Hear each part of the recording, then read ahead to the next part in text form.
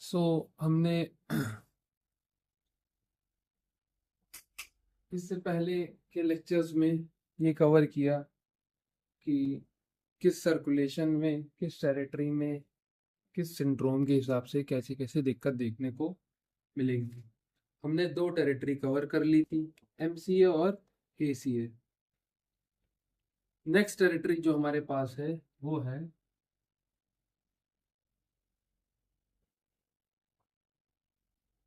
PCA की territory. इसकी territory PCA की टेरिटरी। सेम उसी तरह से चार्ट बनाएंगे, हम सेम उसी तरह से कॉन्सेप्ट समझेंगे। ठीक है, इधर हम लिखेंगे इसके फीचर्स। फीचर्स इधर नहीं, राइट साइड में लिखते हैं, राइट में जगह ज्यादा है। ठीक है, पीसीए टेरिटरी में हम क्या लिखेंगे? सबसे पहले लिखेंगे फीचर्स, और सेकंड हमारे पास क्या था? मैकेनिज्म। ठीक, तो ये दो चीजों पे चीजें चल रही थी अभी तक। ठीक है, फीचर्स पे और मैकेनिज्म पे।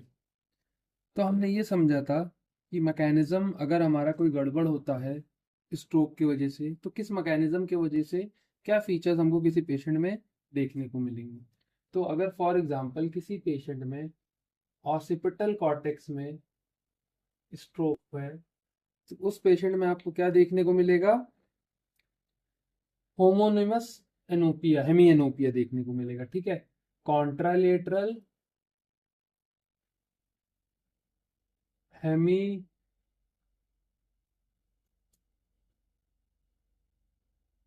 होमोनिमस हेमी एनोपिया देखने को मिलेगा। ठीक है, हेमी एनोपिया का हम आपको इससे पीछे वाली क्लास में समझा चुके हैं। हेमी एनोपिया में क्या होगा? फॉर एग्जांपल आपके पास एक पेशेंट है, तो इसमें होता क्या है? कॉन्ट्रालेटरल का मतलब होता है, कॉन्ट्रा मतलब अपोजिट, लेटरल मतलब बाहर। ठीक है, तो होमोनिमस हेमी एनोपिया मतलब ये हो जाएगा, इन पेशेंट में आपको देखने को मिलेगा कि अगर दोनों आई बॉल हैं, तो इसमें से ये राइट वाली अफेक्टेड है और ये भी राइट वाली अफेक्टेड है। ठीक है, तो इसी को क्या कहेंगे? Contralateral hemi homonymous hemianopia. Homonymous मतलब सेम। ठीक है, दोनों आंख में हो रहा है। ठीक है, इतनी सी बात समझ में आ गई। अब अगर आपको आपका कोई ऐसा मैकेनिज्म डैमेज है, फॉर एग्जांपल जैसे कि हमने इससे पहले डिस्कस किया एग्राफिया वगैरह के बारे में भी, और कॉल्पस कलोसम के बारे में भी, तो कभी कभी आपका लेफ्ट ऑसिपिटल विथ स्प्लीनियम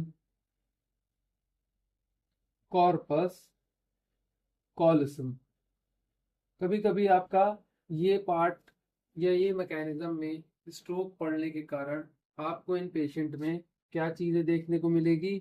आपको इन पेशेंट में जो है एलेक्सिया विदाउट एग्राफिया देखने को मिलेगा।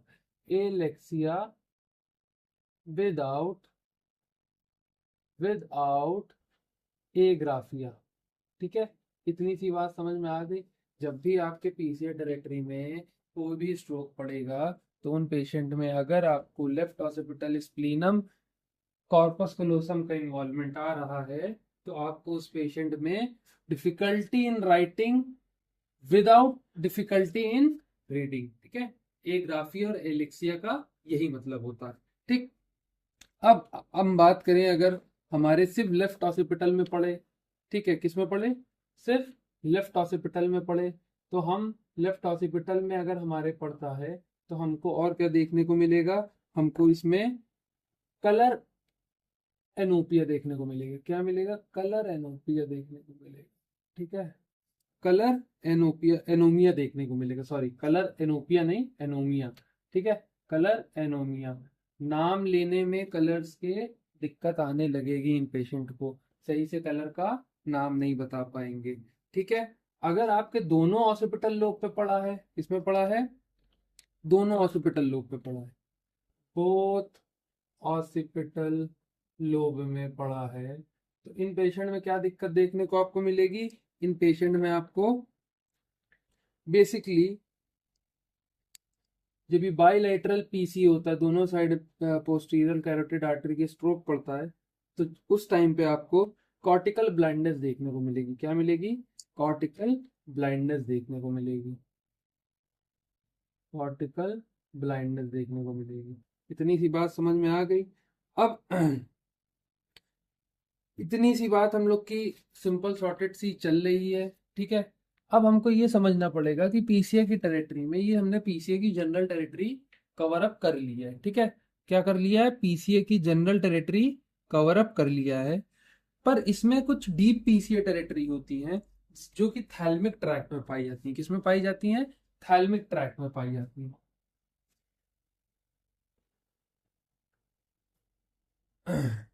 पीसीए टेरिटरी में कुछ ऐसी टेरिटरी होती हैं जो कि होती है, इसको जो है पीसीए टेरिटरी हमने कंप्लीट कर लिया। पीसीए में, डीप पीसीए में अगर जाए, डीप पीसीए टेरिटरी में अगर हम जाए जो कि थैलेमिक ट्रैक्ट में होती है, इसमें होती है थैलेमिक ट्रैक्ट में होती है, तो हमको क्या क्या देखने को मिलेगा? डिफरेंट सिंड्रोम इसमें जो होंगे, जो भी अलग अलग तरीके के सिंड्रोम, अलग अलग तरीके की चीजें दिखाएंगे इसमें, ठीक है। अगर हम डीप पीसीए की बात करें तो डीप पीसीए में अलग अलग चीजें इन्वॉल्व होंगी। जो सबसे पहली हमारी चीजें इन्वॉल्व हैं, आप इसका कोरिलेशन थैलेमिक ट्रैक्ट से ही याद रखिएगा तो वो ज्यादा अच्छा है, वो आसान रहता है याद करने में। मैंने भी ऐसे ही याद किया था, ठीक है। तो डीप पीसीए का जब भी जिक्र आएगा तो आप हमेशा थैलेमिक की बात करिएगा, ठीक है।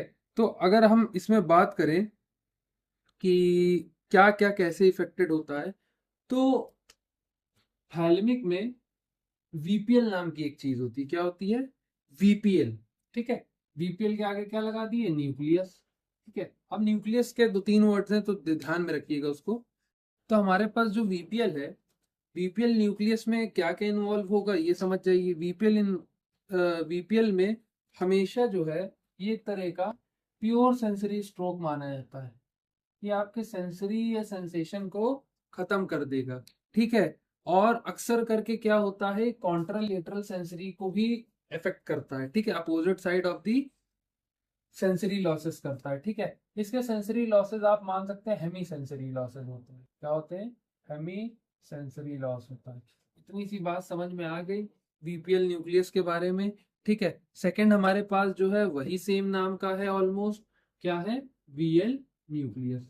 वीएल न्यूक्लियस की अगर हम बात करें तो वीएल न्यूक्लियस में क्या होगा कि इसमें पेशेंट में आपको थैलेमिक एटैक्सिया देखने को मिलेगा, और क्या देखने को मिलेगा? ट्रेमर्स देखने को मिलेंगे, ठीक है।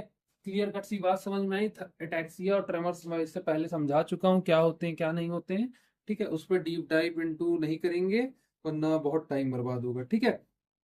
नेक्स्ट जो आता है हमारे पास वो आता है मीडियो डॉर्सल न्यूक्लियस, ठीक है। Medio dorsal nucleus of the deep PCA territory when affected from the stroke can lead to muscle impairment,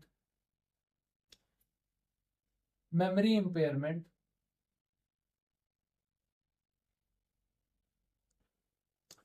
so this is the basic understanding and आपको मेमोरी इम्पेयरमेंट के साथ साथ कभी कभी उन पेशेंट में कंफ्यूजन भी कंफ्यूजन इसीलिए देखने को लगेगा क्योंकि मेमोरी अच्छी नहीं है। सिंपल शॉर्टेड से याद रखिए, एक ही चीज याद रखिए। तो M for medio dorsal nucleus, तो memory impairment. VL, VL nucleus for, L for, simple shorted से याद रखिए। इसमें ज्यादा चीजें होंगी, टैक्सी और ट्रेमर दोनों। वीपीएल न्यूक्लियस सिर्फ सेंसरी उड़ाएगा और हेमी सेंसरी लॉसेस देगा, ठीक है। इतनी सी बात समझ में आ गई। इसके बाद हमारे पास आता है इंट्रालैमिनर न्यूक्लियाई, इंट्रालैमिनार न्यूक्लियाई, ठीक है। ठीक, सब न्यूक्लियस न्यूक्लियस न्यूक्लियस पे चल रहे हैं, ठीक है। ये न्यूक्लियाई हैं, इनमें क्या हो जाएगा? आपका कॉन्शियसनेस डिक्रीज हो जाएगा जब पेशेंट में ये चीजें दिखेंगी। पेशेंट इनके ज्यादातर ड्राउजी देखने को मिलेंगे, ठीक है। कॉन्शियसनेस कम रहेगी पेशेंट में। इतनी सिंपल सी बात समझ में आ गई, ठीक। अब हमने जो है पोस्टीरियर सर्कुलेशन में डीप में समझ लिया, पोस्टीरियर सर्कुलेशन की बाकी चीजें समझ ली। अब हमको ये समझना पड़ेगा पोस्टीरियर सर्कुलेशन में कुछ और इन्वॉल्वमेंट भी आते हैं डीप के साथ साथ, जिसको हम ब्रेन स्टेम सिंड्रोम कहते हैं। ब्रेन स्टेम का इन्वॉल्वमेंट इनमें देखा जाता है, ठीक है। ये बात करना इसलिए जरूरी है क्योंकि पोस्टीरियर सर्कुलेशन में बहुत सी चीजें आ रही हैं। ठीक, तो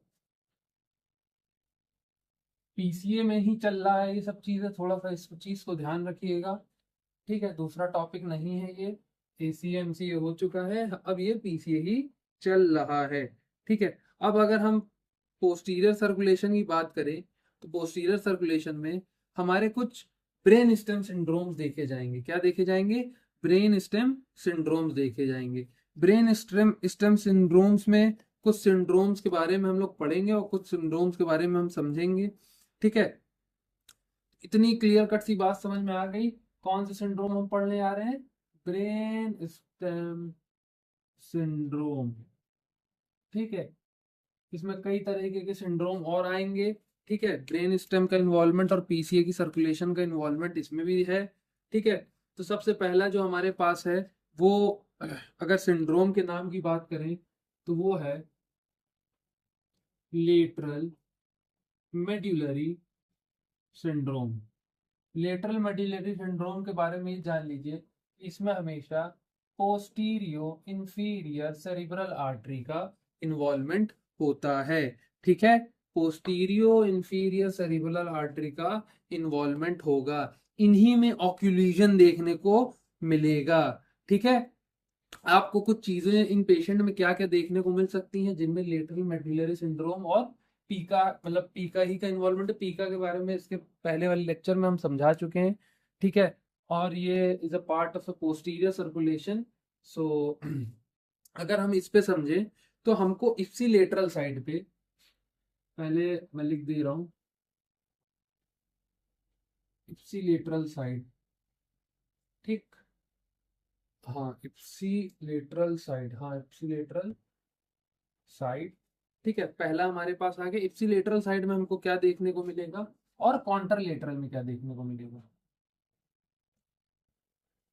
इप्सी सेम, कॉन्टर अपोजिट। ठीक है, अपोजिट साइड में और सेम साइड में आपको क्या देखने को मिलेगा?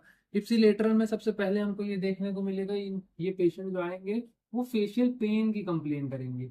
उनके शक्ल में क्या होगा? पेन हो जाएगा। और क्या हो सकता है उनकी शक्ल में? नमनेस फील होगी, due to cranial nerve 5, due to cranial nerve 5। Second चीज जो आपको इन पेशेंट में देखने को मिलेगी वो देखने को मिलेगी डिस्फेजिया। डिस्फेजिया के बारे में पूरा पढ़ा चुके हैं, कोई उसके आगे पढ़ने की जरूरत नहीं ना। इसके साथ इन पेशेंट में होर्नेस देखने को मिलेगी with involvement of cranial nerve 9 and 10। ठीक है, इतनी सी बात समझ में आ गई। ठीक, सिंपल सॉर्टेड सा यही है, इप्सिलेटरल साइड पे ये दोनों चीजें देखने को मिलेंगी। अगर दो चीजें और जाननी है, देखिए और चीजें 5-6 चीजें हैं इसमें इन्वॉल्वमेंट है, पर ज्यादा उसको समझने का पढ़ने का मतलब तो है वैसे, पर आप लोग समझेंगे नहीं। चलिए उस चीज को भी पढ़ा देते हैं। ठीक है, और आपको क्या देखने को पेशेंट को मिलेगा? पेशेंट में वर्टिगो, और वर्टिगो के साथ साथ नौजिया देखने को मिलेगा। क्या देखने को मिलेगा? नौजिया देखने को मिलेगा। ठीक, इतनी सी बात समझ में आई। वर्टिगो के साथ साथ अगर किसी पेशेंट में आपको नौजिया देखने को मिलेगा तो आप समझेंगे उसके पीका में मसला आ गया है। ठीक है, उसके पीका पे स्ट्रोक पड़ा है।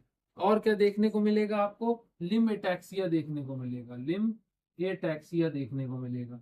इतनी सी बात समझ में आ गई इप्सिलेटरल की ऑफ द सेम साइड। कॉन्ट्रलेटरल की अगर हम बात करें तो हमको जो है आर्म, ट्रंक और लेग में क्या टेम्परेचर की सेंसेशन कम हो जाएगी। टेम्परेचर सेंसेशन कम हो जाएगी, क्या हो जाएगी? लॉस हो जाएगी या कम हो जाएगी। कौन कौन से एरिया में? आर्म, ट्रंक और लेग में क्या हो जाएगा? टेम्परेचर के सेंसेशन खत्म हो जाएंगे।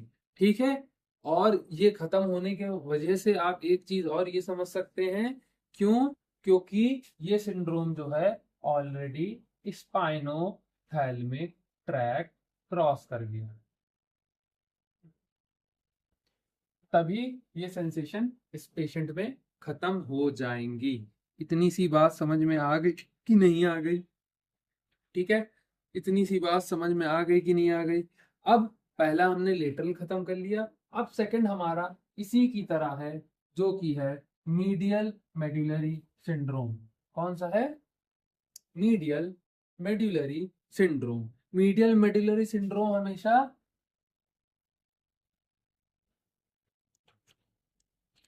किसमें होगा? एंटीरियर स्पाइनल आर्टरी में होगा। मीडियल मेडुलरी सिंड्रोम किसमें होगा? एंटीरियर स्पाइनल आर्टरी में होगा। किसमें होगा? एंटीरियर स्पाइनल आर्टरी में होगा। अच्छा, एंटीरियर स्पाइनल आर्टरी के साथ साथ आप एक और आर्टरी इसमें जोड़ सकते हैं। आप इसमें एंटीरियर के साथ साथ वर्टिब्रल आर्टरी भी जोड़ सकते हैं। ठीक है, वर्टिब्रल आर्टरी भी इसमें इन्वॉल्व हो जाएगी। अगर एनाटॉमी आपने सही से पढ़ा होगा तो उसमें आपको पता चल जाएगा। एंटीरियर स्पाइनल आर्टरी के साथ साथ इसमें वर्टिब्रल आर्टरी का भी ऑक्लूजन देखने को मिलता है। क्या देखने को मिलता है? ऑक्लूजन देखने को मिलता है। ठीक है, जैसे उसमें पीका का ऑक्लूजन देखने को मिल जाता है, इसमें हमको एंटीरियर स्पाइनल आर्टरी और वर्टिब्रल आर्टरी दोनों के ऑक्लूजन देखने को मिल सकते हैं। ठीक है, होगा क्या? वही सेम चीज। कौन सी चीज? इप्सिलेटरल में क्या देखने को मिलेगा, कॉन्ट्रालेटरल में क्या देखने को मिलेगा। इप्सिलेटरल की अगर सबसे पहले हम बात करें तो इप्सिलेटरल में हमको टंग में वीकनेस देखने को मिलेगी। इन पेशेंट में क्या वीकनेस देखने को मिलेगी? टंग में वीकनेस देखने को मिलेगी। इस टंग की वीकनेस की वजह से क्या क्या हो जाएगा? वेस्टिंग हो सकती है टंग की। ठीक है, सही से काम नहीं करेगी। अच्छा, सबसे बड़ी चीज इनमें इन्वॉल्वमेंट किस चीज का हो जाएगा? हमेशा किसका होगा? क्रेनियल नर्व 12th का। क्रेनियल नर्व अगर आपने पढ़ा होगा तो आप समझ जाएंगे टंग के मूवमेंट के लिए क्रेनियल नर्व 12 मतलब इन्वॉल्व होती है। ठीक है, और क्या देखने को मिलेगा? जो पेशेंट की टंग होगी वो एक तरह से डेविएट करेगी टूवर्ड्स द लीजन। जिस साइड लीजन है, लेफ्ट साइड में लीजन है तो left side, right side lesion है तो राइट साइड। ठीक है, डेविएट्स करेगी टूवर्ड्स द लीजन। ये दो पॉइंट्स कॉन्ट्रा इप्सिलेटरल के इंपॉर्टेंट है। अगर हम कॉन्ट्रालेटरल साइड की बात करें, अगर हम पेशेंट में जिनमें एएसए में और वीए में मसला आया है, अगर उनके कॉन्ट्रालेटरल साइड की बात करें तो कॉन्ट्रालेटरल में हमको पेशेंट में क्या क्या देखने को मिलेगा? सबसे पहला बेसिक हेमीप्लीजिया देखने को मिलेगा। हेमीप्लीजिया कहाँ का देखने को मिलेगा? आर्म का देखने को मिलेगा, लेग का देखने को मिलेगा और फेस तक जाएगा। किसका जाएगा? आर्म, लेग और फेस, जो जनरलाइज एक होता है। ठीक है, आर्म, लेग और फेस, इन तीनों चीजों में वीकनेस देखने की वजह से जो पेशेंट में हेमीप्लीजिया के सिम्टम्स देखने को मिलेंगे। ठीक है, अगर हम नेक्स्ट की बात करें तो नेक्स्ट हमारे पास क्या आएगा? पेशेंट वाइब्रेशन और प्रोप्रियोसेप्शन लॉस कर देगा। क्या कर देगा? प्रोप्रियोसेप्शन लॉस देखने को इन पेशेंट में मिलेगा। वाइब्रेशन और प्रोप्रियोसेप्शन लॉस देखने को इन पेशेंट में आपको मिल जाएगा। सिंपल सॉर्टेड सी बात यही है। ठीक, हमने पहला लेटरल समझ लिया, दूसरा हमने मीडियल समझ लिया। अब हम तीसरे पे आएंगे। ठीक है, तीसरा भी लेटरली के रिलेटेड ही है, तो थोड़ा सा इसको हटा ही दे रहे हैं पूरे को, क्योंकि उसका नाम है लेटरल पोंटाइन सिंड्रोम। क्या नाम है? Lateral पोंटाइन syndrome. तीसरा एरिया, जो तीसरा सिंड्रोम कहाँ पे होगा? Lateral पोंटाइन syndrome. लेटरल पोंटाइन सिंड्रोम को अगर हम समझें तो हमने जैसे पी का पढ़ा था, री का पढ़ा था, हमने ये भी पढ़ा था। ठीक है, ई का भी पढ़ा था। ई के का फुल फॉर्म हमने ऑलरेडी आपको बता चुके हैं, anterior inferior cerebellar artery. Simple sorted से यही था। तो लेटरल पोंटाइन सिंड्रोम में पेशेंट के दोनों साइड पे क्या देखने को मिलेगा? इप्सिलेटरल की बात करें अगर हम, इप्सिलेटरल साइड पे उन पेशेंट में आपको फेशियल वीकनेस देखने को मिलेगी। पहली चीज, फेशियल वीकनेस देखने को मिलेगी। ठीक, दूसरी चीज आपको क्या देखने को मिलेगी? नमनेस देखने को मिलेगी, फेशियल नमनेस देखने को मिलेगी। तो फेशियल वीकनेस और फेशियल नमनेस हमेशा दोनों अलग अलग क्रेनियल नर्व से इन्वॉल्वमेंट देखा जाएगा। फेशियल वीकनेस की बात करें तो क्रेनियल नर्व 7th की हम बात करेंगे। ठीक है, पर अगर फेशियल नमनेस की बात करें तो फेशियल नमनेस में जो है क्रेनियल नर्व 5 का इन्वॉल्वमेंट रहता है। ठीक है, इतनी सी बात सिंपल सॉर्टेड सी समझ गए कि नहीं समझ गए? फेशियल वीकनेस में और फेशियल नमनेस में दोनों में अलग अलग क्रेनियल नर्व का इन्वॉल्वमेंट देखने को मिलेगा। और क्या देखने को मिलेगा? हियरिंग लॉस देखने को मिलेगा। क्या देखने को मिलेगा? हेयरिंग लॉस या टिनेटस जिसे कहते हैं। टिनेटस क्या होता है? कान में घंटी की तरह आवाज अपने आप बजना, उसे टिनेटस कहते हैं। ठीक है, टिनेटस देखने को मिलेगा। कभी भी आपको हेयरिंग के कोई मसला होगा तो आप किस पे ध्यान देंगे? क्रेनियल नर्व गेट्स पे ध्यान देंगे। ठीक है, इतनी सी बात समझ में आ गई। और इन पेशेंट में दो चीजें और देखने को मिलेंगी। सबसे पहला ये देखने को मिलेगा कि पेशेंट वर्टिगो के साथ आएगा विदाउट एनी वॉमिटिंग, वर्टिगो के साथ आएगा और नॉजिया फीलिंग। ठीक है, तो वो अपने आप चेंज हो जाएगा। अभी लैटरल पढ़ा हमने, मीडियल मीडियल में चला जाएगा ना वो, तो मीडियल मेडुलरी सिंड्रोम में चले जाएगा। हमने पढ़ा था वर्टिगो, नोजिया और वॉमिटिंग। पर इसमें पेशेंट जो आएगा वो सिर्फ वर्टिगो के साथ आएगा। वर्टिगो के साथ आने का उसका मेन मसला ये रहेगा कि उसका वेस्टिबुलर सिस्टम इन्वॉल्व रहेगा। इसमें क्या इन्वॉल्व रहेगा? वेस्टिबुलर सिस्टम इन्वॉल्व रहेगा। इतनी सी बात समझ में आ गई। अगर हम कॉन्ट्रा की बात करें, कॉन्ट्रालेटरल साइड की बात करें, तो कॉन्ट्रालेटरल में आपको क्या देखने को मिलेगा? वही सेम चीज, पेन और टेम्परेचर पेशेंट फील नहीं कर पाएगा, लॉस हो जाएगा। क्या हो जाएगा? पेन और टेम्परेचर लॉस हो जाएगा। जब भी पेन और टेम्परेचर लॉस होगा तो किसका इन्वॉल्वमेंट हम समझ जाएंगे, कहां तक पहुंच गया, बॉर्डर क्रॉस हो गया है, स्पाइनोथैलेमिक ट्रैक्ट क्रॉस हो गया है। क्या क्रॉस हो गया है? स्पाइनोथैलेमिक ट्रैक्ट क्रॉस कर गया है। इतनी बेसिक सी सिंपल सी बात समझ में आ गई। हमने लेटरल पोंटाइन पढ़ लिया। देखिए हमने तीन तरीके पढ़ लिया।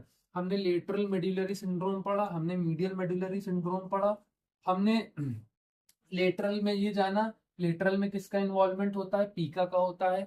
मीडियल में हमने ये जाना, मीडियल में हमारा वर्टिब्रल आर्टरी और एंटीरियर स्पाइनल आर्टरी होती है। ठीक है, थर्ड हमने जाना लेटरल पोंटाइन सिंड्रोम। अब इसके बाद जो हमारे पास नेक्स्ट टॉपिक है फोर्थ वाला, वो सिंपल सॉर्टेड से क्या हो जाएगा? Medial pontine syndrome. ठीक है, कौन सा सिंड्रोम हो जाएगा? Medial pontine syndrome.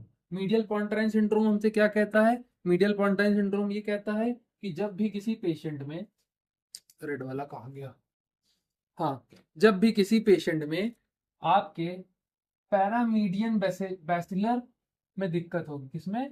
पैरामीडियन बैसिलर में दिक्कत होगी, पैरामीडियन बैसिलर में दिक्कत होगी तब होता है। ठीक है, पैरामीडियन बैसिलर में क्या हो जाएगा? परफोरेटर्स हो जाएंगे, पैरामीडियन बैसिलर परफोरेटर्स। ठीक है, इतनी सी बात समझ में आ गई। ठीक, तो पैरामीडियन बेसिलर में जब दिक्कत होगी तो आपको मीडियल पोंटाइन सिंड्रोम देखने को मिलेगा। इसमें भी वही सेम रूल चलता है, इप्सिलेटरल में क्या देखने को मिलेगा और कॉन्ट्रालेटरल में क्या देखने को मिलेगा। इप्सिलेटरल की अगर हम बात करें तो इस इप्सिलेटरल में जो होगा, एक बीमारी होती है जिसे कहते हैं लेटरल गेज पैलिसी।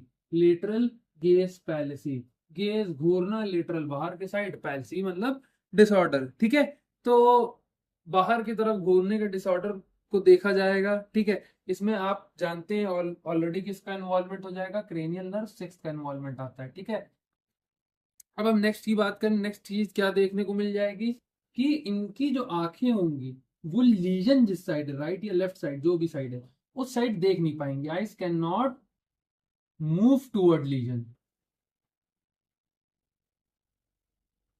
ठीक है, जिस साइड भी लीजन है उस तरफ मूव नहीं कर पाएंगी। और आपको इन पेशेंट में फेशियल वीकनेस भी देखने को मिलेगी। क्या देखने को मिलेगी? Facial weakness. फेशियल वीकनेस हम ऑलरेडी इससे पहले बता चुके हैं। कौन सा आता है भैया? क्रेनियल नर्व सेवेंथ में आता है। इसमें आता है क्रेनियल नर्व सेवेंथ में आता है। ठीक है, इतनी सी बात समझ गए। अब अगर हम नेक्स्ट मूव ऑन करें कॉन्ट्रालेटरल पेस के, कॉन्ट्रालेटरल में कुछ खास नहीं, सेम वही हेमीप्लेजिया देखना है। ये मैं इन्वॉल्वमेंट इसलिए समझा रहा हूँ कि मीडियल पोंटाइन, लेटरल पोंटाइन, मीडियल मेडुलरी और लेटरल मेडुलरी जितने भी सिंड्रोम आपने पढ़े हैं, इसमें इप्सिलेटरल और कॉन्ट्रालेटरल इसलिए देखने के इनकी क्लासिफिकेशन आसान करने के लिए। ठीक है, तो इसीलिए ये देखा जाता है। ठीक है, अब इतनी सी बात क्लियर कट सी समझ में आई। इन पेशेंट में क्या देख, अच्छा कॉन्ट्रालेटरल में नहीं बता, कॉन्ट्रालेटरल में इन पेशेंट में हेमीप्लीजिया देखा जाएगा। ठीक है, hemiplegia, half side of the body is paralysed and can't feel sensation और do any motor motor function. ठीक है, इतनी सी बात समझ में आ गई कि नहीं आ गई? ठीक, अब हमारे पास जो पांचवें तरीके का सिंड्रोम आता है, ठीक है, पोस्टीरियर सर्कुलेशन चल रहा है, दिमाग लगाइएगा, पोस्टीरियर सर्कुलेशन चल रहा है। उसी के अंदर के ब्रेन स्टेम सिंड्रोम हम लोग पढ़ रहे हैं। वो पांचवा तरीका जो आएगा, पांचवी आर्टरी जो आएगी वो कौन सी आएगी? बैसिलर आर्टरी में ऑक्लूजन अगर आ जाएगा किसी पेशेंट के, किसमें आ जाएगा? बैसिलर आर्टरी में ऑक्लूजन आ जाएगा। ठीक है, बैसिलर आर्टरी में ऑक्लूजन आने की वजह से आप इनमें दो चीजें देखेंगे। पहला क्या देखेंगे कि किसी में बाइलेटरल क्रेनियल नर्व इन्वॉल्वमेंट है, CNI लिख दे रहा हूं, ठीक है, बाइलेटरल क्रेनियल नर्व इन्वॉल्वमेंट है। और किसी में क्या है? बाइलेटरल कॉर्टिको स्पाइनल ट्रैक्ट का involvement, cortico spinal tract involvement. ठीक है, तो आपको ये दो चीजें देखने को मिल जाएंगी। ये दो चीजें जब आपको देखने को मिलेंगी तो इससे आप ये समझ जाएंगे कि आपको क्या क्या मसला देखने को मिलेगा। जब भी आपको बाइलेटरल कॉर्टिको स्पाइनल ट्रैक्ट में इन्वॉल्वमेंट देखने को मिले तो आप ये समझ जाइएगा इस पेशेंट को या तो क्वाड्रिप्लीजिया है, क्वाड्रिप्लीजिया मतलब क्वाड मतलब चारों, तो चारों लिम्ब नहीं चलेंगी इनकी, या तो इनको क्या है? बाइलेटरल हेमीप्लीजिया है।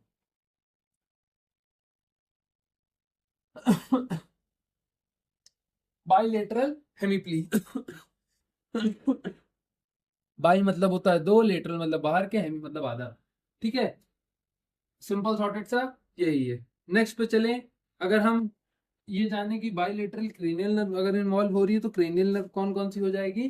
तो क्रेनियल नर्व 6 हो जाएगी हमारी, ठीक है, 7 हो जाएगी हमारी, ठीक, 6 7 9 10 12, 9 10 12, ठीक, इतनी सी बात समझ में आ गई। ये सारी नर्व्स इन्वॉल्व हो जाएंगी और इन्हीं सारी नर्व के इन्वॉल्वमेंट के वजह से आपको क्या क्या देखने को मिलेगा? बाइलेटरल फेस में पाल्सी देखने को मिलेगी, पहली चीज। दूसरी चीज आपको गेजिंग देखने को मिलेगी। कौन सी गेजिंग? जो अभी हमने पढ़ा था कि बाइलेटरल गेज पैलेसी पढ़ा था अभी हमने, बाइलेटरल गेज पैलेसी देखने को मिलेगी। और क्या हमको देखने को मिलेगा? और उसके साथ साथ डिसआर्थरिया और डिस्फेजिया। डिसआर्थरिया हम सब पढ़ा चुके हैं, डिसआर्थरिया पूरा लेक्चर इस पे पढ़ा, एक बार पढ़ लीजिएगा जाके, ठीक है। और डिस्फेजिया भी देखने को मिलेगा। इतनी क्लियर कट सी बात समझ में आ गई कि नहीं आ गई? ठीक है।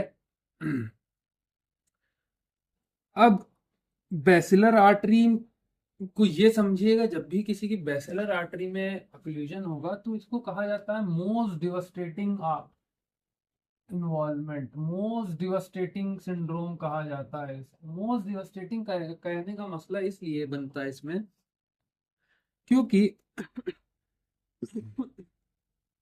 इन पेशेंट में कुछ ऐसे सिंड्रोम देखे जाते हैं, ठीक है, कुछ ऐसे सिंड्रोम देखे जाते हैं जो अभी हम डिस्कस करेंगे यहाँ पे, ठीक है। कुछ ऐसे अलग से सिंड्रोम देखे जाते हैं। पहला सिंड्रोम ये देखा जाता है कि क्वाड्रिप्लेजिया हो जाएगा तो मतलब कंप्लीट मोटर लॉस हो जाएगा, ठीक है। तो हमको क्या देखने को मिलेगा? कंप्लीट मोटर लॉस, ठीक, कंप्लीट मोटर लॉस आपको देखने को मिलेगा। सेकंड चीज आपको क्या देखने को मिलेगी? पेशेंट ना बोल पाएगा ना मूव कर पाएगा, ठीक है, इसीलिए उसको इतना डिवास्टेटिंग कहा जाता है। कॉन्शियस रहेगा, अच्छा मतलब सब जान रहा है कि क्या हो रहा है, कॉन्शियसनेस जो रहेगी प्रिजर्व रहेगी, बट बेचारा कुछ ना बोल पाएगा ना कर पाएगा ना हिल पाएगा, ठीक है। कर क्या पाएगा? सिर्फ वर्टिकल आई मूवमेंट कर पाएगा। क्या कर पाएगा? वर्टिकल आई का मूवमेंट कर पाएगा। वर्टिकल मतलब ऊपर नीचे, आई का मूवमेंट कर पाएगा और कुछ भी नहीं कर पाएगा। वर्टिकल आई के मूवमेंट के साथ साथ हो सकता है इसमें लिंकिंग भी करने की क्षमता बची हो। इतनी सी बात समझ में आ गई कि नहीं आ गई? ठीक है। अब इसको आप ये तो नहीं कह सकते कि पेशेंट कोमा में है, कोमा में होता तो कॉन्शियसनेस नहीं होती, ठीक। अब इसीलिए इसमें फिजियोथेरेपी, जब भी बेसिलर आर्टरी का ओक्लूजन होगा और जब भी आपको ये सब चीजें देखने को मिलेंगी इन पेशेंट में विद दीज फीचर, तो इसीलिए इनमें फिजियोथेरेपी बहुत इंपॉर्टेंट हो जाती है। वाह, कैमरा टेढ़ा था, ठीक है। इसीलिए इनमें फिजियोथेरेपी बहुत इंपॉर्टेंट हो जाती है। इतनी सी बात समझ में आई कि नहीं आई? तो आपको complete motor loss, speed, movement नहीं दिखाएगा, कॉन्शियसनेस रहेगी, सिर्फ आई का मूवमेंट कर सकता है और पलक झपका सकता है और कुछ भी नहीं कर सकता है, ठीक है, इतनी सी बात समझ गई। पेशेंट अवेयर रहेगा क्या कर रहे हो क्या नहीं कर रहे हो, इसीलिए आपको फिजियोथेरेपी की इसमें सबसे ज्यादा जरूरत देखने को मिलेगी। ठीक है, इतनी सी बात समझ गए। अब हम जो है हमने पांचवा टाइप कंप्लीट कर लिया। ठीक, स्पीड थोड़ी सी ज्यादा है लेक्चर की, क्योंकि स्पीड नहीं बढ़ाएंगे तो बहुत देर देर में चीजें हो रही हैं। पांचवा हमने कंप्लीट कर लिया है, अब हमारे पास क्या है, सिक्स्थ वन। सिक्स्थ वन की अगर हम बात करें, सिक्स्थ वन अगर सिंड्रोम की बात करें तो हमको किस में देखने को मिलेगा, ये एससीए में मिलेगा। एससीए का दूसरा नाम सुपीरियर सेरिबेलर आर्टरी। ठीक है, एससीए में देखने को मिलेगा। एससीए में भी वही सेम चीजें रहेंगी, इप्सिलेटरल और कॉन्ट्रालेटरल। ठीक है, इप्सिलेटरल और कॉन्ट्रालेटरल। इस इप्सिलेटरल में आपको क्या क्या देखने को मिलेगा, आपको बेसिकली दो चीजें जो हैं इम्पोर्टेंटली वही देखने को मिलेंगी। क्या मिलेगा, लिम्ब इटैक्सिया देखने को मिलेगा, वॉमिटिंग देखने को मिलेगी, नौजिया देखने को मिलेगा। सिंपल सॉर्ट है। और आप कह सकते हैं पार्शियल हॉर्नर सिंड्रोम भी देखने को मिलेगा। हॉर्नर सिंड्रोम से पहले वाली वीडियोस में कवर है, एक बार जाके समझ लीजिएगा उसको। ठीक है, हॉर्नर सिंड्रोम होता क्या है। ठीक, लिम्ब अटैक्सिया, वॉमिटिंग, नौसिया और पार्शियल हॉर्नर सिंड्रोम भी देखने को मिलेगा। अगर हम कॉन्ट्रालेटरल साइड की बात करें तो कॉन्ट्रालेटरल जो अभी तक चला आ रहा है वही होगा। टेम्परेचर और पेन लॉस हो जाएगा, टेम्परेचर प्लस पेन लॉस हो जाएगा, ये चीजें हो जाएंगी। जब ये लॉस होगा तो आप समझ जाएंगे कि भैया इनका स्पाइनोथैलेमिक ट्रैक्ट तक लीजन पहुंच चुका है, क्रॉस कर चुका है। इतनी सिंपल सॉर्टेड सी बात समझ में आई कि नहीं है। सेकंड चीज, अच्छा इसमें एक चीज और ये देखने को मिलेगी, बहुत रेयरली कॉन्ट्रालेटरल साइड में कभी कभी देखने को मिलती है। It is not a topic to discuss to confuse you all, is the involvement of trochlear nerve. Is the involvement of the trochlear nerve. It is rare, but it all can be seen. So, as you all know, the trochlear nerve is cranial nerve fourth. ठीक है, तो cranial nerve fourth जो रहेगी उसका involvement भी आपको देखने को मिल जाएगा in the superior cerebral artery. इतनी सी बात समझ में आ गई कि नहीं आ गई। अच्छा, अगर हम जैसे कभी बात करें कि अगर कभी किसी पेशेंट को सेरिब्रल स्ट्रोक पड़ेगा या सेरिब्रल इंफाक्ट पड़ेगा या सेरिब्रल हैमरेज पड़ेगा, ये तीनों चीज दिमाग में रखिएगा। ठीक है, क्या दिमाग में रखिएगा, कभी किसी पेशेंट को सेरिब्रल स्ट्रोक, सेरिब्रल इंफाक्ट या सेरिब्रल हैमरेज पड़ेगा, सेरिब्रल इंफाक्ट, स्ट्रोक स्लैश हैमरेज, ठीक है, स्लैश हैमरेज, अगर ये किसी पेशेंट को पड़ेगा तो आप इसमें क्या सिम्टम्स देख सकते हैं। किसी पेशेंट में अगर ये पड़ा, सेरिब्रल इंफार्क्ट, स्ट्रोक और हैमरेज तीनों एक ही चीज होती है। ठीक है, अगर किसी को पड़ा तो आप क्या देख सकते हैं, आप ये देख सकते हैं कि पेशेंट में अचानक से हेडेक होने लगेगी, सडन ऑनसेट ऑफ हेडेक। पहली चीज जो है बहुत कस के दर्द होने लगेगी। दर्द कहाँ पे होगी, बेसिकली ऑसिपिट वाले एरिया पे, तो ऑसिपिटल रीजन पे बहुत तेज और अचानक से दर्द होने लगेगी। दूसरा, आपको वो पेशेंट अक्सर करके वर्टिगो के साथ देखने को मिलेगा कि उसका सर घूम रहा है, और उसके साथ साथ नौजिया एंड वॉमिटिंग भी आएगी। ठीक है, nausea is the feeling of vomiting, and vomiting is the process of removal of the reflux that is happening in your stomach, and removing of all the food particles that you have ingested. ठीक है, so it's an abnormal activity. So vomiting भी आपको देखने को मिलेगी। और आपको क्या देखने को मिलेगा, आपको एटैक्सिया देखने को मिलेगा। क्या देखने को मिलेगा? एटैक्सिया देखने को मिलेगा। एटैक्सिया के साथ साथ, अच्छा एटैक्सिया आपको जब देखने को मिलेगा तो इसकी एटैक्सिया में सिटिंग और स्टैंडिंग भी इन्वॉल्व होगी, कि सही से ना बैठ पाएंगे ना सही से खड़े हो पाएंगे। ठीक है, इतनी सी चीज देखने को मिलेगी। अच्छा, ये बात समझिएगा कि जब भी कभी सेरिबेलर इंफार्क्ट स्ट्रोक हैमरेज पड़ेगा, तो ये कभी भी इसको रेड से लिख दे रहे हैं, याद रहेगा, नॉट कंटेन मोटर पाथवे। कभी भी आपको इस पेशेंट में हेमीप्लीजिया, पैराप्लीजिया, कार्ड, ये सब नहीं देखने, क्योंकि मोटर पाथवे ही नहीं कंटेन करता है।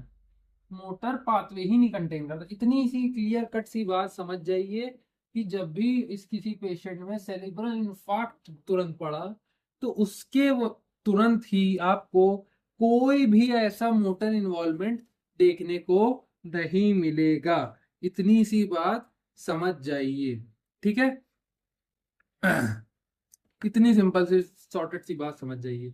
ठीक, ऐसा देखने क्यों नहीं मिलेगा? क्योंकि सेरिबेलम में कोई मोटर पाथवे होता ही नहीं है, तो मोटर इन्वॉल्वमेंट नहीं देखने को मिलेगी आपको। ये तीन सिम्टम्स देखने को मिलेंगे, हो सकता है निस्टैग्मस भी देखने को मिले। ठीक है, इतनी सी बात समझ में आ गई। ठीक,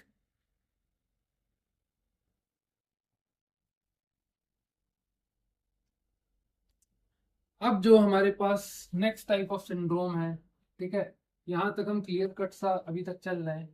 ठीक, अब जो हमारे पास नेक्स्ट टाइप ऑफ सिंड्रोम जो हम पढ़ेंगे या देखेंगे, वो है हमारे पास लैक्यूनर सिंड्रोम। ठीक, देखिए लैक्यूनर का मतलब, या लैक्यूनर कभी कभी कहीं फाइल पे कहीं लिखा रहे, या कहीं भी आप पढ़ें लिखें देखें, तो लैक्यूनर हमेशा ये समझिएगा कि ये बहुत स्मॉल टाइप के होते हैं। इनकी जो इन्वॉल्वमेंट होती है बहुत स्मॉल होती है, तो इसको कह सकते हैं स्मॉल परफोरेटिंग आर्टरीज। ठीक है, इसमें स्मॉल परफोरेटिंग आर्टरीज इन्वॉल्व होती हैं। इतनी सी बात समझ गए। अगर स्मॉल परफोरेटिंग आर्टरीज की बात करें, तो हमारे पास बेसिक बेसिक सी तीन आर्टरी निकल के आती हैं। कितनी आर्टरी आती है निकल के? तीन आर्टरी निकल कर आती हैं। तो सबसे पहली आर्टरी हमारी आती है, जिस जो सबसे स्मॉल होती है और लैक्यूनर सिंड्रोम में आती है, वो है लेंटिकुलोस्ट्राइट। क्या है? लेंटिक्यूलोस्ट्राइट। सबसे पहली आर्टरी ये है। ठीक, दूसरी आर्टरी जिसमें आपको ये मसला देखने को मिलेगा, वो है थैल्मो परफोरेटिंग।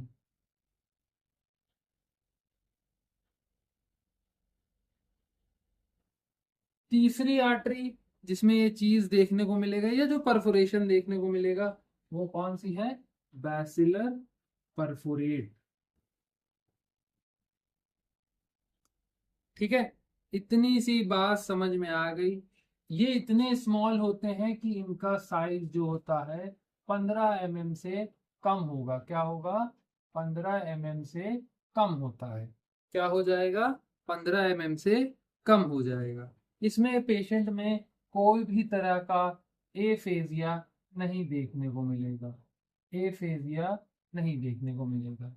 और इसमें ना कोई हेमियनोपिया ना कुछ और देखने को मिलेगा।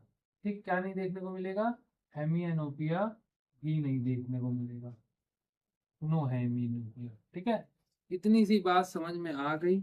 सिंपल सॉर्टेड सा इतना सा, इतनी चीजें और इतनी बातें समझ में आ गई।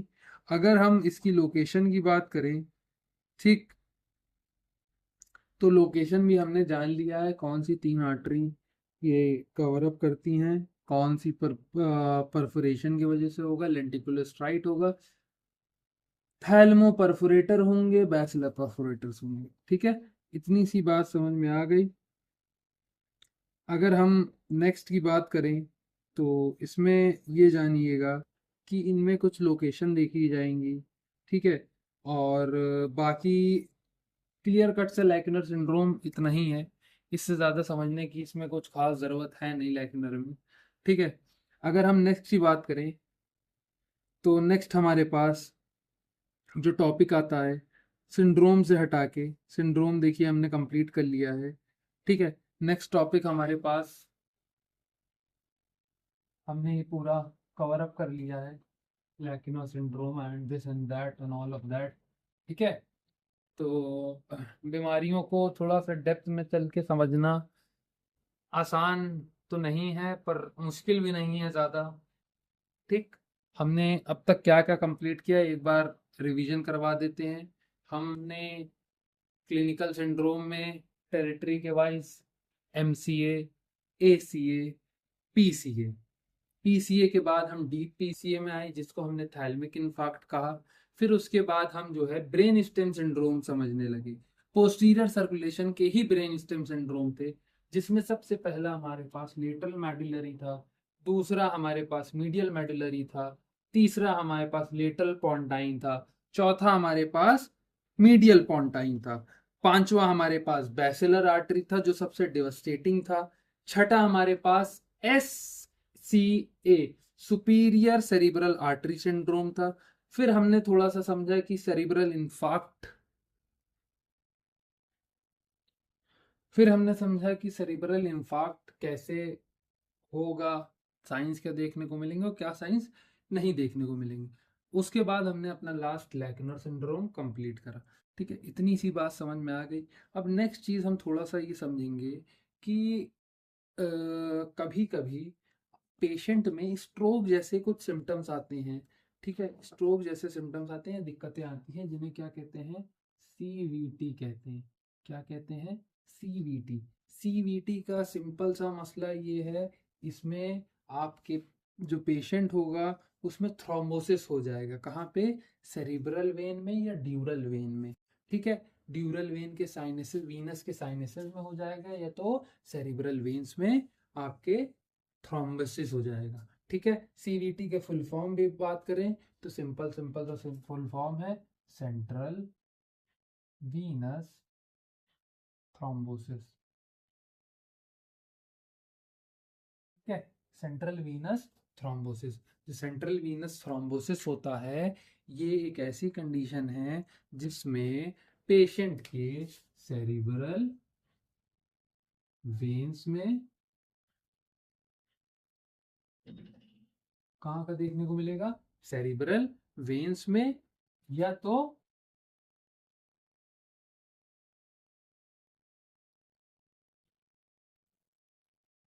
साइनसेस, ठीक है। ड्यूरल वेन के साइनसेस में देखने को मिलेगा। सबसे कॉमन साइनसेस जो अफेक्ट होते हैं, सबसे ज्यादा कॉमन साइनस जो अफेक्ट होते हैं, वो होता है सुपीरियर सजाइटल, सुपीरियर, चलिए पूरा लिख देते हैं, सजाइटल साइनस। कौन सा होता है, superior sagittal sinus is the most common sinus affected by central Venus thrombosis, ठीक है। इतनी सी बात समझ में आई, ये आधा आ रहा आधा नहीं आ रहा है, मेरी गलती नहीं है, ठीक है। इतनी सुपीरियर सजाइटल साइनस, ये सबसे ज्यादा कॉमन होता है, ठीक है। सेकंड कॉमन की बात करें तो हमारे पास लेटरल, लेटरल भी, लेटरल साइनस भी हमारे पास जो है वो कॉमन साइनस होता है। इतनी सी, सिंस नहीं साइनस, ठीक है। इतनी सी बात समझ में आई कि नहीं आई, ठीक है। इसकी अगर हम पैथोफिजियोलॉजी की बात करें, किस चीज की,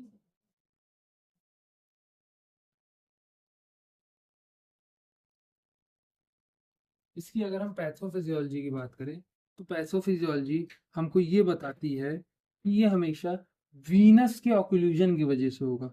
ऑक्लूजन का मतलब आप लोग जानते ही हैं, कोई उतना खास पढ़ाने की ज़रूरत है नहीं, तो कुछ चीज़ों को अपने आप से समझ जाएगा ये। पैथोफिजियोलॉजी की अगर हम बात करें तो इसमें ये देखने को मिलेगा कि कभी कभी पेशेंट में इम्पेयर्ड वीनस डैमेज होता है। क्या होता है, इम्पेयर्ड वीनस डैमेज होता है। इसी इम्पेयर्ड वीनस डैमेज की वजह से वीनस प्रेशर बढ़ेगा। क्या हो जाएगा, वीनस प्रेशर बढ़ जाएगा। इसी वीनस प्रेशर के वजह से वैसोजेनिक एडेमा होगा। क्या होगा? वैसोजेनिक एडेमा हो जाएगा, जिसको लोग, आधे लोग तो पता नहीं स्वेलिंग क्यों कहते हैं, हमको समझ में नहीं आता है। ठीक है, उसके बाद आपको इन पेशेंट में क्या देखने को मिलेगा? वैसोजेनिक एडिमा की वजह से आपको वीनस इंफार्क्ट देखने को मिलेगा। क्या मिलेगा? वीनस इंफार्क्ट देखने को मिलेगा। ठीक है, वीनस में इंफाक्शन देखने को मिलेगा, और इसी के वजह से क्या हो जाएगा? आईसीपी भी बढ़ जाएगा। क्या बढ़ जाएगा? आईसीपी बढ़ जाएगा। इतनी सिंपल सॉर्टेड सी चीज है कि हाँ, आईसीपी, आईसीपी मतलब होता है इंटरक्रेनियल प्रेशर। इंटरक्रेनियल प्रेशर जो बढ़ जाएगा, तो इसी के वजह से जो है पेशेंट को सीवीटी होगा। वीनस डैमेज की वजह से वीनस प्रेशर बढ़ेगा, वैसोजेनिक एडेमा होगा, फिर वीनस इंफार्क्ट बढ़ेगा, तो उसके वजह से आईसीपी भी बढ़ जाएगा। इतनी सी बात समझ में आ गई। अगर हम इनके कॉजेस की बात करें, अगर हम इनके कॉजेस की बात करें, कॉजेस ये जान लीजिए इनके, कि ये कभी कभी जो सबसे कॉमन बोला जाता है वो प्रेगनेंसी में कहा जाता है। प्रेगनेंसी में कहा जाता है। ठीक है, और और किन में देखने को आपको मिलेगा सीवीटी? जो ओरल कॉन्ट्रासेप्टिव पिल खाती हैं, ओरल कॉन्ट्रासेप्टिव पिल जो खाती हैं, उनमें आपको सीवीटी देखने को मिलेगा। और कब देखने को मिलेगा? जब पेशेंट बहुत हाइपर कॉगेबल हो, क्लॉटिंग फैक्टर बहुत बड़ा हो, कॉगेबल हो, हाइपर कॉगेबल हो। ठीक है, क्लॉटिंग फैक्टर बहुत बड़ा हो उसका, और इन्फेक्शन के टाइम पे देखने को मिलेगा। अच्छा, ये इन्फेक्शन जो है बेसिकली कहाँ पे होगा? ये बेसिकली आपके कानों में होगा, जिसे कहते हैं ओटाइटिस मीडिया। क्या कहते हैं? Otitis media. आपने एएसओएम पीएसओएम पढ़ा होगा, acute suppurative otitis media. ASOM and PSOM पता नहीं पढ़ते हैं कि नहीं पढ़ते हैं, मुझे नहीं पता, एएसओएम पीएसओएम। ठीक है, तो अक्यूट सपोरेटिव ओटाइटिस मीडिया। ठीक है, तो अक्यूट और पीएसओएम नहीं, सीएसओएम। ठीक है, एएसओएम और CSOM, chronic suppurative otitis media. तो ओटाइटिस मीडिया में इन्फेक्शन होने की वजह से भी आपको ये दिक्कत आएगी।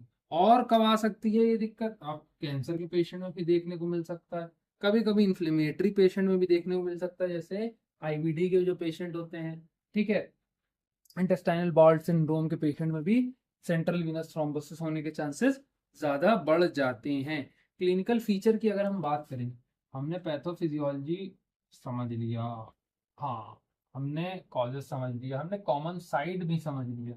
अब हम सबसे जो बेसिक सी चीज होते हैं, क्लिनिकल फीचर, हमको क्या ऐसा पेशेंट में देखने को मिलेगा जिससे हम ये समझ जाएंगे कि इनको भैया सीवीटी होने के चांसेस हैं। ठीक है, सबसे पहला तो क्लिनिकल फीचर जो होता है वो हेडेक हो जाएगा। हेडेक होगा इसीलिए क्योंकि इंटरक्रेनियल प्रेशर बढ़ रहा है। जब भी किसी पेशेंट में इंटरक्रेनियल प्रेशर बढ़ेगा तो उसके आप हेडेक होगा, अपने आप उसके हेडेक होने लगेगा। दूसरी चीज जो आप देखेंगे वो पेशेंट सीजर्स होगी। ठीक है, सीजर्स आने लगेंगे पेशेंट को। तीसरी चीज जो देखेंगे उनके क्लिनिकल फीचर, इंसेफेलोपैथी, इंसेफेलोपैथी। ठीक है, इतनी सी बात समझ में आ गई। ठीक, और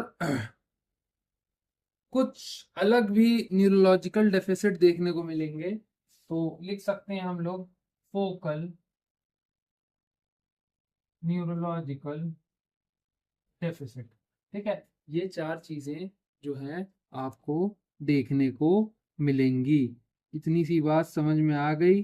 ठीक, अब इसको आप क्लिनिकल फीचर से तो डिसाइड नहीं कर सकते कि आपको सीवीटी हुआ है कि नहीं हुआ, आपको स्ट्रोक हुआ है कि नहीं हुआ, आपको कोई और बीमारी हुई है कि नहीं हुई। तो सबसे गोल्डन स्टैंडर्ड जो है वो MRI प्लस MRV कराएंगे। क्या कराएंगे? MRI और MRV कराएंगे। सेकंड क्या कराएंगे? सीटी कराएंगे। सीटी में आपको क्या देखने को मिलेगा? आपको जो बहुत साइनसेस प्रेजेंट होते हैं, ठीक है, कुछ साइनसेस प्रेजेंट होते हैं ब्रेन में, उनमें बहुत ज्यादा डेंस साइनस दिखेगा, ठीक है, वो साइनस बहुत ज्यादा भरा हुआ दिखेगा। पहली चीज, दूसरी चीज ये। तीसरी चीज हम क्या करा सकते हैं सीटी में ही, सीटी में एक चीज होती है वेनोग्राफी, ठीक है, वो करा सकते हैं। तो दो जांच, हम तीन जांच करा सकते हैं। इतना क्लियर कट सा आप लोगों को समझ में आया कि नहीं आया? ठीक है, तो ये सिंपल सॉर्टेड सा पूरा कंटेंट था, ठीक है। और अगर हम इसकी बात करें कि एम आर आई तो आप लोग जानते ही हैं, एमआरवी भी जानते हैं कि नहीं जानते हैं? एमआरवी में जो होता है, वही ब्लड हाईलाइट किया जाता है, वही दिखाया जाता है जो वीनस सिस्टम में ब्लॉकेज डाल रहा है, ठीक है। तो ये बेसिकली सीवीटी के लिए ही एमआरवी करा जाता है, तभी गोल्ड स्टैंडर्ड्स में आते हैं, ठीक है। इतनी सी बात समझ में आ गई कि नहीं आ गई? ठीक। सेकंड जांच जो हमने बात करी थी वो सीटी की बात करी थी। सीटी में कभी कभी क्या होता है, वीनोग्राफी करा जाता है। तो वीनोग्राफी में एक कॉन्ट्रास्ट डाई यूज करी जाएगी और एक्सरे यूज करा जाता है। वीनोग्राफी में एक कॉन्ट्रास्ट डाई यूज करी जाएगी और एक्सरे की मदद से पता करा जाएगा कि आपके ब्लड का फ्लो कितना है, ठीक है, क्या है, आपके ब्लड का फ्लो वेन्स में कितना आ रहा है। तो सीटी वेनोग्राफी जो होती है वो अक्सर करके डीवीटी, डीप वेन थ्रोम्बोसिस के जो पेशेंट होते हैं उनमें भी दी जाती है। अभी हमने क्या पढ़ा है, सेंट्रल वीनस थ्रोम्बोसिस, वो पेशेंट होते हैं डीप वेन थ्रोम्बोसिस के, ठीक है, उनमें भी आप सीटी वेनोग्राफी करा सकते हैं। ट्रीटमेंट की बात करें, ट्रीटमेंट आप कुछ भी थ्रोम्बस को फोड़ने, मतलब थ्रोम्बस को घोलने के लिए क्या देख सकते हैं, आप एंटीकोगुलेंट चला सकते हैं। और क्या चला सकते हैं, आप इंटरक्रेनियल प्रेशर का मैनेजमेंट कर सकते हैं, ये कर सकते हैं। तीसरी चीज आप क्या कर सकते हैं, आप कोई इंटरनल कॉज जिसकी वजह से हो रहा है उनको ट्रीट कर दें, ठीक है, इन सबको ट्रीट कर दें। इन सब के ट्रीटमेंट की वजह से भी सीवीटी का ट्रीटमेंट हो जाएगा। इतनी सी बात समझ में आई कि नहीं आई? ठीक है, हमने बहुत सी चीजें कवर अप कर ली हैं, ठीक है। अब हम जो है क्लिनिकल सिंड्रोम का लग रहा नहीं मिटेगा।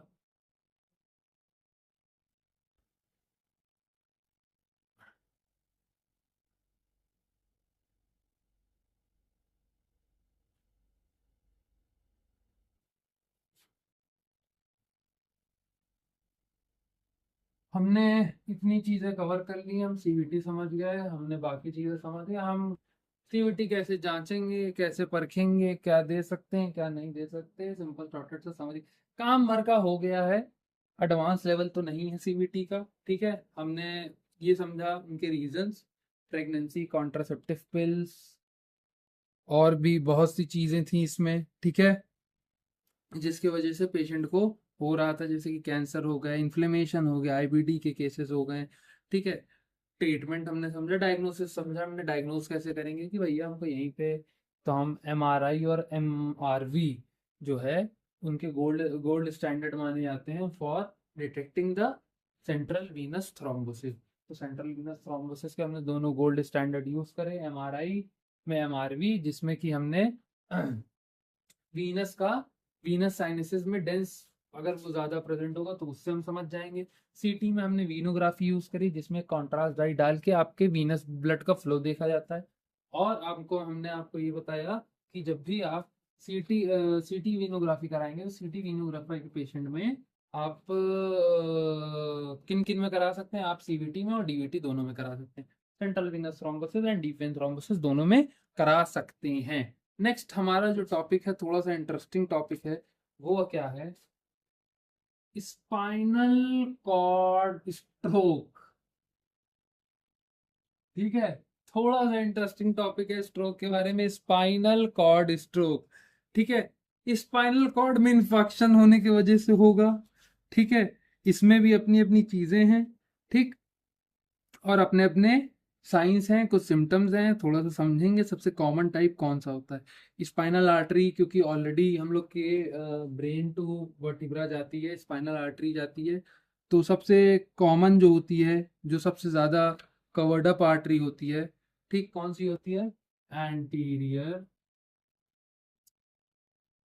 एंटीरियर स्पाइनल आर्टरी सिंड्रोम, कह सकते सिंड्रोम, ठीक है। एंटीरियर स्पाइनल आर्टरी सिंड्रोम सबसे कॉमन होता है, मोस्ट कॉमन होगा, क्या होगा, मोस्ट कॉमन होगा, ठीक है, मोस्ट कॉमन होगा। और इसमें पेशेंट जो है आपको बेसिकली ये कंप्लेन करेगा, चीफ कंप्लेन पेशेंट की ये रहेगी कि उसको जो है सडन लो बैक पेन होने लगेगा, क्या होने लगेगा, सडन लो बैक पेन होने लगेगा। और क्या आपको देखने को मिलेगा, दोनों side bilateral weakness on lower limb, bilateral weakness देखने को मिलेगी या पैरालिसिस देखने को मिलेगा ऑन लोअर लिम्ब। इतनी सी बात क्लियर कट सी समझ में आई, ठीक है। बाइलेटरल उसका लॉस ऑफ पेन हो जाएगा, बाइलेटरल लॉस ऑफ पेन हो जाएगा, पेन फील ही नहीं कर पाएगा, टेम्परेचर फील नहीं कर पाएगा, ठीक है, गर्म ठंडे में फर्क नहीं बता पाएगा। तो bilateral loss of pain with temperature. क्या और क्या देखने को आपको मिलेगा इन पेशेंट में, जो है ब्लैडर और बॉयल इन्वॉल्वमेंट भी आ जाएगा, इन्वॉल्व हो जाती है इसमें, ठीक है। तो ये सब चीज़ें आपको स्पाइनल कॉर्ड स्ट्रोक के उन पेशेंट में देखने लगेगी। जो सबसे कॉमन टाइप का स्ट्रोक हमारा एंटीरियर स्पाइनल आर्टरी का स्ट्रोक होता है, उसमें देखने को मिलेगी sudden low back pain, bilateral weakness of limb and paralysis, bilateral loss of pain and temperature, and bladder and bowel are also dysfunctioning. So that's the spinal cord stroke. And the main reason of the spinal cord stroke is basically it has basic four reasons. First one is aortic dissection. The first reason is most common causes लिख दूं यहाँ पे, किन वजहों से होगा। सबसे पहला रीजन एओटिक डिसेक्शन करना, एओटिक वॉल को फाड़ के कुछ प्लेस करना। सेकंड जो होती है एओटिक सर्जरी होती है, चाहे एओटिक वॉल हो गई या एओटिक वॉल हो गई, दोनों की सर्जरी, ये हो गया सबसे दूसरा पॉइंट। तीसरा पॉइंट जो हमारे पास आएगा वो हमने इससे पहले भी डिस्कस कर चुके हैं, वो कौन सा आएगा, एथेरोस्क्लेरोसिस। ये हम डिस्कस कर चुके हैं इससे पीछे वाली वीडियो में और समझा चुके हैं ये क्या होता है। और हमको हाइपोटेंशन के पेशेंट में भी ये देखने को मिलेगा, ठीक है। तो मोटे मोटे से हमारे पास चार रीजन देखने को मिलेगा, ठीक। इतनी सी बात समझ में आ गई, ठीक। अब हमको ये समझना पड़ेगा सबसे पहली चीज इसमें कि टाइम ज़्यादा हो गया है, ठीक है। अब हमको ये समझना पड़ेगा इसमें सबसे पहली चीज़ कि स्पाइनल कॉर्ड का स्ट्रोक आप समझ गए, ठीक है, इतनी सी बात समझ गए।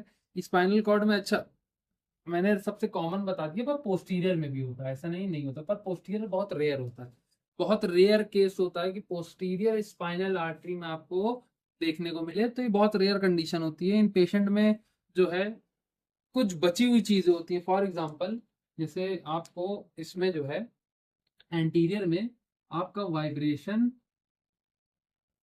प्रिजर्व्ड रहेगा, वाइब्रेशन प्रिजर्व्ड रहेगा एंटीरियर वाले में, तो पोस्टीरियर में वाइब्रेशन भी प्रिजर्व नहीं रहते। सबसे ज्यादा मतलब रेयर टाइप का होता है पोस्टीरियर, तो इसीलिए उसको डिस्कस करने की कोई ऐसी खास जरूरत है नहीं, ठीक है, बहुत कम पेशेंट में देखने को मिलता है। अब हमने स्पाइनल कॉर्ड स्ट्रोक भी समझ लिया, अब हम इसके बाद थोड़ा सा ये समझेंगे कि हम डिफ्रेंशिएट कैसे करें कि एक पेशेंट को स्ट्रोक जैसी सारी कंडीशन बन रही है, क्या हो रहा है, स्ट्रोक जैसी सारी कंडीशन बन रही है, पर वो स्ट्रोक है कि नहीं है, तो इसी को हम क्या कहेंगे, डिफरेंशियल कहते हैं। मैं तो डिफरेंशियल कहता हूँ, पूरा नाम होता है डिफरेंशियल डायग्नोसिस। आपको डिफरेंस बताना है कि वो बीमारी एक्चुअली में स्ट्रोक है कि नहीं, वो सिम्टम्स वैसे दिखाएगी, साइन क्लिनिकल फीचर्स वैसे दिखाएगी, पर क्या सारे क्लिनिकल फीचर्स वो दिखा रही है ताकि उसको हम कह सकें ये स्ट्रोक ही है, क्यों नहीं दिखा रही है। तो अगर हम कुछ क्राइटेरिया उठाएं, for example if we are moving on to the criteria of particular thing, for example if we are taking first point, that is metabolic कुछ बीमारियां हैं, कुछ सिम्टम्स हैं जिनमें आपको लगेगा कि पेशेंट में हो सकता है स्ट्रोक पड़ जाएगा, ठीक है। अब मेटाबॉलिक के रेट पे अगर देखा जाए तो मेटाबॉलिक के रेट में पहली बीमारी जो हम ये कह सकते हैं वो कौन सी है, हाइपोग्लाइसीमिया। वो कौन सी है, हाइपोग्लाइसीमिया। हाइपोग्लाइसीमिया सबसे ज्यादा कॉमन होती है, जो लोग डिफ्रेंशिएट नहीं कर पाते हैं, वो कह देते हैं अरे भैया स्ट्रोक पड़ा। हाइपोग्लाइसीमिया क्यों ऐसी बीमारी है कि हाइपोग्लाइसीमिया में ब्लड शुगर कम हो जाता है, पेशेंट को चक्कर आने लगता है, गिरने लगता है, ड्राउजी हो जाता है, ठीक है। दुनिया भर के सिम्टम्स आते हैं जो कि स्ट्रोक में देखने को मिलते हैं, तो इसीलिए ये सबसे ज्यादा कॉमन मिस्टेक है हाइपोग्लाइसीमिया को एज ए स्ट्रोक डायग्नोसिस करने की, ठीक है। इतनी सी बात समझ में आ गई। सेकेंड कंडीशन जो हमारे पास होती है वो होती है हाइपोनाट्रीमिया, ठीक है। Hyponatraemia is a clinical condition if any person sodium is too low, then the patient also feel drowsy, dizzy, and sometimes it's partially conscious and partially unconscious, so it is a condition like this।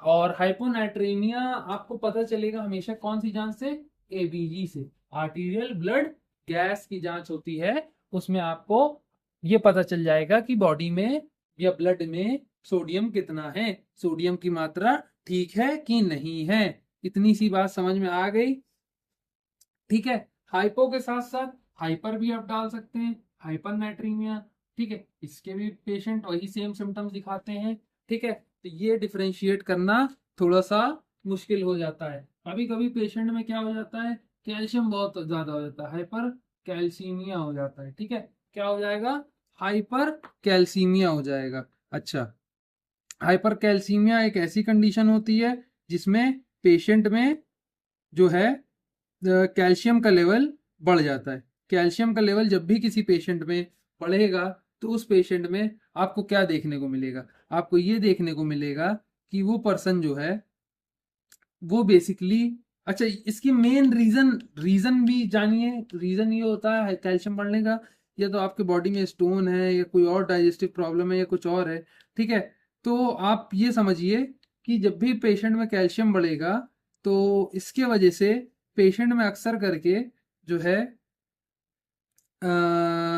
Heart heart का heart rate जो होता है, ठीक है, heart की electrical pacing जो होती है, जो ईसीजी होती है, जो क्यूटी इंटरवल होता है, क्यूटी, ठीक है, क्यूटी इंटरवल होता है, क्यूआरएस कॉम्प्लेक्स में जो क्यूटी इंटरवल होता है वो इंटरवल छोटा हो जाएगा, ठीक है। तो हाइपर कैल्सीमिया के सिम्टम ऐसे करके पेशेंट में देखे जाते हैं। इतनी सिंपल शॉर्टेड सी बात समझ में आ गई कि नहीं आ गई।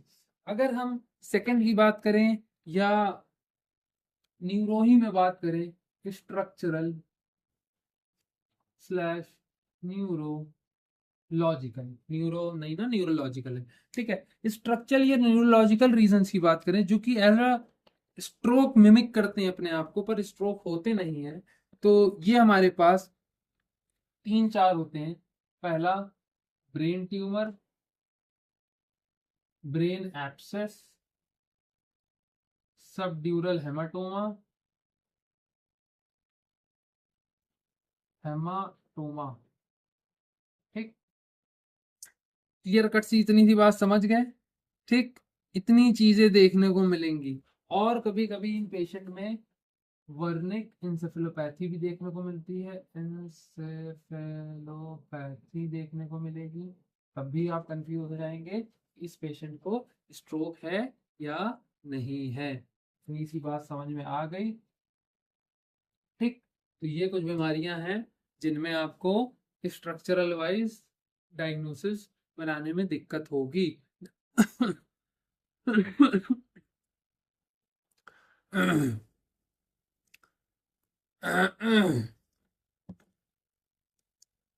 अगर हम टॉक्सिन्स की बात करें तो स्ट्रोक के पेशेंट नॉर्मल जो होते हैं वो ऐसे मिमिक करेंगे जैसे उन्होंने अल्कोहल ली हो, अल्कोहल अल्कोहल का इनटेक बढ़ाया हो, ठीक है, अल्कोहल ली हो, या तो कभी कभी ड्रग्स की वजह से भी करते हैं, ड्रग्स की वजह से भी करते हैं, या कार्बन मोनोऑक्साइड की इंटॉक्सिकेशन की वजह से भी पेशेंट जो है ऐसे रिएक्ट करेंगे जैसे उनको स्ट्रोक हुआ है। इतनी सी बात समझ में आ गई, ठीक। और भी बहुत सी बीमारियां हैं जैसे बेल्स पाल्सी हो गया। बेल्स पाल्सी को भी लोग समझते हैं अरे भैया मुंह लटक गया इनका, इनको वो आ गया है, वो फालिस गिर गई है, ये गिर गया, वो गिर गया, तो उसको भी समझते हैं, ठीक है।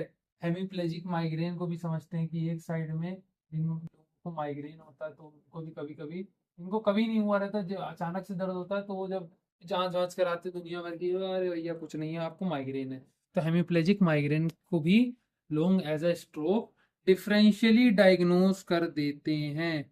इतनी सी बात समझ में आई, ठीक है। इतना सिंपल सॉर्टेड सा समझाया, ठीक है।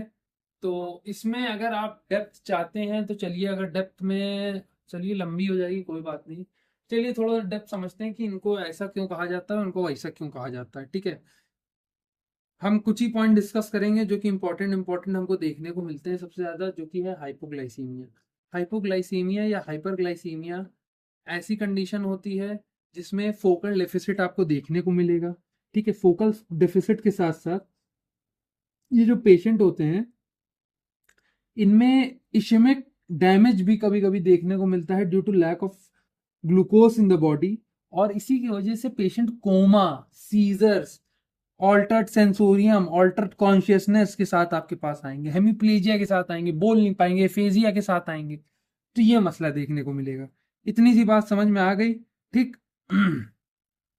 हेमीप्लेजिक माइग्रेन आपको सबसे ज्यादा कंडीशन देखने को मिलेगी। हाइपोनाइट्रीमिया तो आप चलिए अस्पताल वगैरह में नापेंगे, हाइपरनाइट्रीमिया, हाइपर कैल्सीमिया भी आप अस्पताली वगैरह में नाप सकते हैं। ब्रेन ट्यूमर भी ऐसे नहीं पता कर सकते आप। हेमीप्लेजिक माइग्रेन की अगर हम बात करें जो हम लोग को डे टू डे देखने को मिलता है, आप ड्रा चलते आप देख सकते हैं कि किसी के अचानक से माइग्रेन अटैक होता है।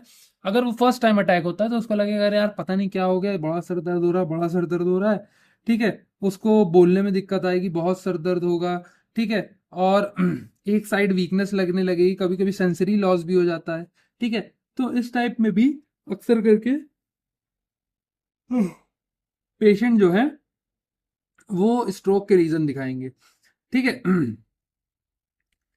ट्रीटमेंट इनका कुछ नहीं ना, फ्लूनाराजाइन दी जाती है इनमें बेसिकली, और वैल्पोरेट दी जाती है। सिंपल सॉर्टेड सा हेमीप्लेजिक माइग्रेन में ये दी जाती है। तो फर्स्ट लाइन ऑफ ट्रीटमेंट आप ये दे के देख लेंगे कि पेशेंट के हेडेक में आराम मिल रहा है कि नहीं मिल रहा। अपने से अगर मिलता है पेशेंट के हेडेक को आराम तो वो मोस्टली 24 घंटे के अंदर अंदर मिल जाता है, ठीक है। 24 घंटे से ऊपर नहीं आता, और यही डिफरेंस है, स्ट्रोक के पेशेंट में 24 घंटे के ऊपर चला जाता है विंडो। 24 घंटे के बाद और वर्सन हो जाती कंडीशन, और वर्सन हो जाता होती जाती है, ठीक है। इतनी सी बात समझ में आ गई। अब हमारे पास कभी कभी अल्कोहल या ड्रग्स के और ये सब आएंगे तो आप पहचान ही जाएंगे मुंह सूंघ के और हरकत से, ठीक है। कार्बन मोनोऑक्साइड के से आएंगे तो आप SpO2 लेंगे तो उनका ऑक्सीजनेशन लेवल बहुत कम रहेगा, तो आप समझ जाएंगे। बेल्स पाल्सी में कैसे समझेंगे या कैसे होती है बेल्स पाल्सी के पेशेंट जब भी आते हैं आपके पास, तो या तो कॉन्ट्रालेटरल हेमिस्फीयर की वजह से आएंगे या तो इप्सिलेटरल की वजह से, ठीक है। कॉन्ट्रालेटरल हेमिस्फीयर हमेशा ये समझिएगा अपर मोटर न्यूरॉन के लीजन से वजह से होगा।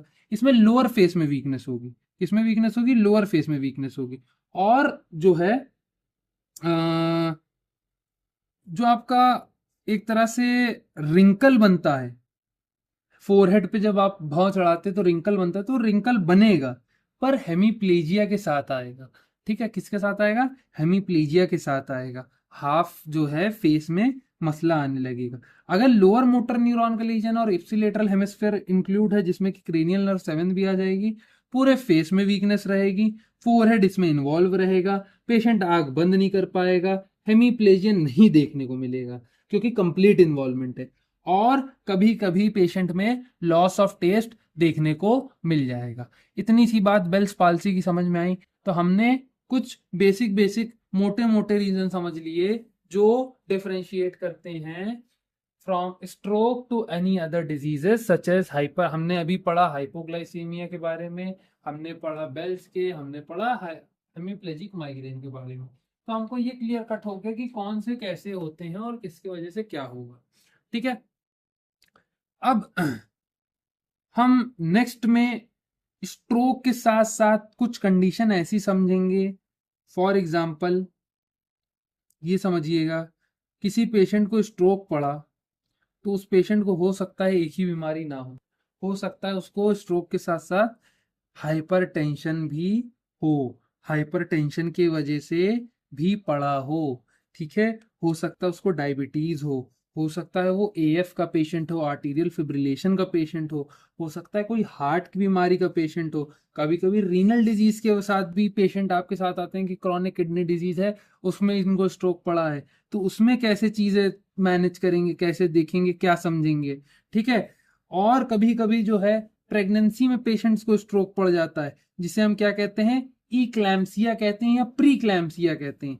ठीक है, इतनी सी बात समझ गए। कभी कभी पेशेंट में सेप्सिस होता है, उसके साथ साथ उसको स्ट्रोक पड़ जाएगा।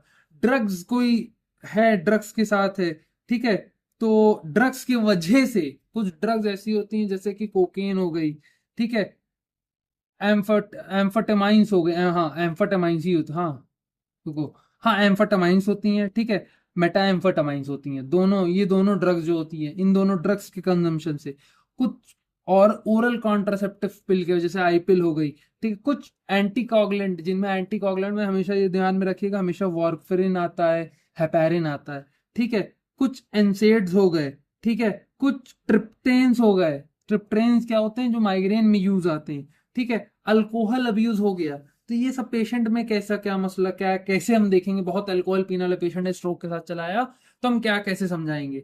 ठीक है, तो हम अलग अलग बीमारी के साथ स्ट्रोक को एसोसिएट करके इसकी नेक्स्ट वीडियो में पढ़ेंगे, और जितनी जल्दी हो सकेगा हम कंप्लीट करेंगे उस चीज को। ठीक है, इतना क्लियर कट से आ गया। नेक्स्ट पार्ट में जो है पूरी कोशिश रहेगी कि स्ट्रोक को ज्यादा से ज्यादा खत्म कर दें। वैसे नेक्स्ट पार्ट नहीं, मेरे ख्याल से 3-4 पार्ट और लगेंगे, 3 पार्ट और, कम से कम 3 पार्ट और लगेंगे। तो इतनी क्लियर कट सी बात आज आप लोगों को समझ में आई। ठीक है, हम लोगों ने बहुत सी चीजें डिस्कस करी, हम लोगों ने पीसीए के डेप्थ में गए, हमने और भी बहुत ढेर सारी चीजें बताई समझी। ठीक है, हमने डिफरेंशियल भी पढ़ा। अब इसके साथ साथ हम एसोसिएटेड डिजीज पढ़ेंगे, stroke with diabetes, stroke with cardiac disease, stroke with toxins, stroke with drug abuse. ठीक है, इन पेशेंट में अगर स्ट्रोक के पेशेंट ऐसे आते हैं, रीनल डिजीज के साथ आते हैं, तो कैसे मैनेज आउट करें। सो नेक्स्ट वीडियो में हम जो है इसे कंप्लीट करेंगे। ठीक, थैंक यू।